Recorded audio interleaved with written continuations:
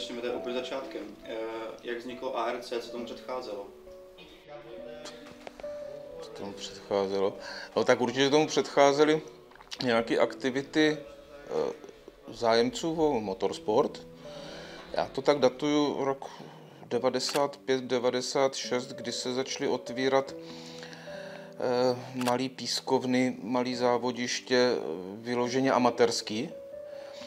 A spousta nadšenců se tam brhala s autama, který si někde polepili v garáži. Co si já tak pamatuju, tak Vémyslická pískovna, celkem pojem dneska, jako historicky. Tam to začalo a začalo to tak, že já díky kamarádovi, se kterým jsme spolupracovali, tak jsme pořídili auto a začali jsme se toho účastnit. Takže to je tak ten rok 95-96, kdy se to odstartovalo. A počátek autorallycrossu jako takovej vlastní gro nastal až v roce 2000, tím, kdy se ta společnost jakoby založila po právní stránce. Nicméně už v roce 99 jsme jeli sezónu autocrossu v Černovické pískovně za pomoci dalších lidí, kteří se toho účastnili, jako byl třeba Peťa Pančap, který nám proto dělal předpisy, protože jsme samozřejmě o tom nikdo nic moc nevěděli, my jsme chtěli akorát závodit, že?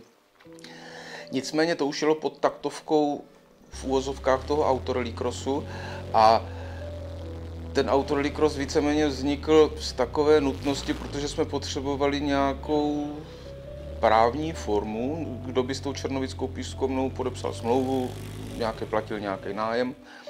Ze začátku tam byli asi 4 společníci, samozřejmě léty se to trošku zředilo z jednoho prostého důvodu. Ten autorallycross totiž vznikl proto, aby my jsme mohli závodit a nemuseli jsme to moc platit, protože jsme na to neměli peníze. To byla alfa omega. A spousta těch lidí, kteří tam měli nějaký majetkový podíl, čekali, že do roku, do 2 prostě budou z toho brát velký baťoch peněz. A ono to tak nebylo a vlastně to ani tak není doteď, jako historicky. Prvotní domluva byla, že by víceméně ani nepotřebovali jsme, aby to bylo jakoby výdělečný, co se týče, aby jsme se tím obohacovali. Jo, tam bylo to, aby my jsme si vytvořili vlastní prostor pro ty závody a pakliže bychom něco vydělali, tak se to zase do těch závodů vlastně zpětně investovalo. A tak to jakoby, když se dneska ohlídnu za těch 22 let té činnosti, té společnosti, tak je to tak neustále. Za náma zrovna na krabičky. 781. Ahoj. Ahoj. Na koncept. No, chcete nějaký doklad nebo něco? To je 781, víš? Aha. 707. Dobrý den. Dobrý den.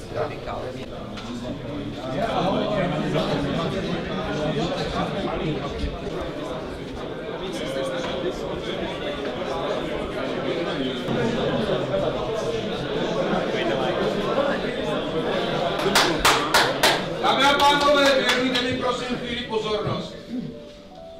Děkuji. Jménem společnosti Autorallycross bych vás...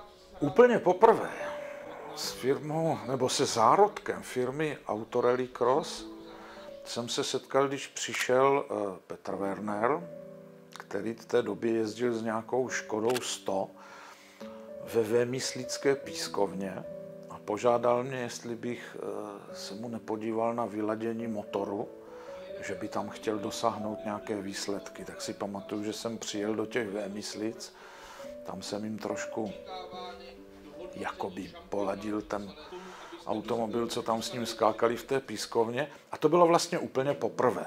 Pak už přišli takový ty, pak asi za rok nebo za rok a půl se mě Petr ozval, když už se jezdilo v těch Černovicích, tak mě poprosil trošku o pomoc s technickými předpisy pro tuto disciplínu, protože já jsem se vlastně v tom motorsportu pohyboval od svých 16 let, původně jako automechanik brněnského závodníka Jaroslava Mlčka na formuli Easter, takže jsem o těch předpisech něco věděl.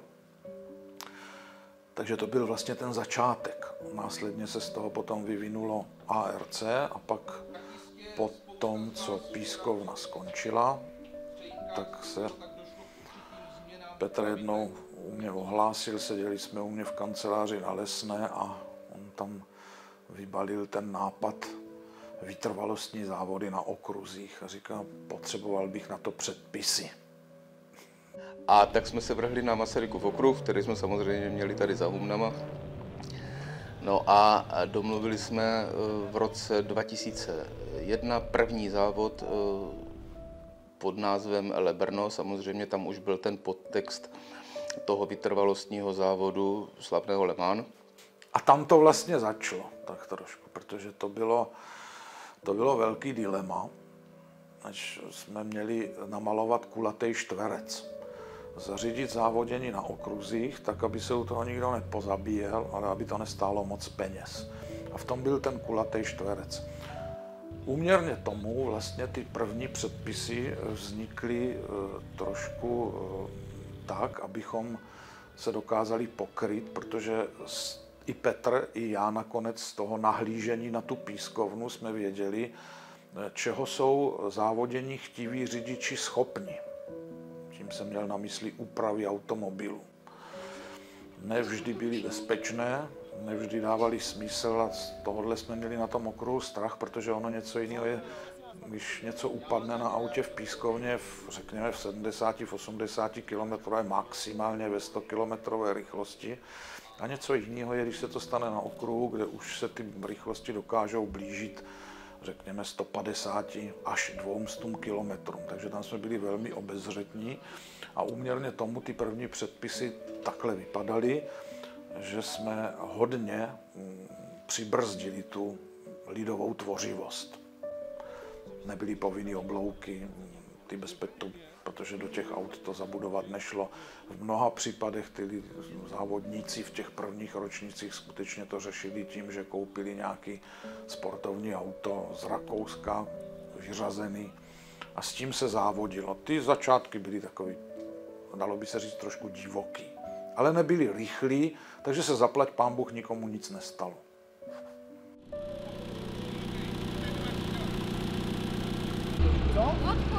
Končíme, nezdržovat. Dělejte! Pojď po čas, ne? Nehoďte mě, jo? Tě nehodíme, ale zdržuješ to, no.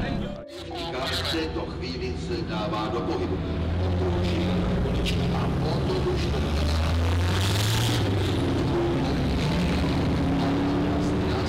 a 8 hodin. Takže opakuju ještě jednou, 30 vozů nám jedou v dnešním závodě. Červené světla, zatím ještě se nemůže nic dít, ty se může se zrychlit. A ještě stále, a už je to odstartováno.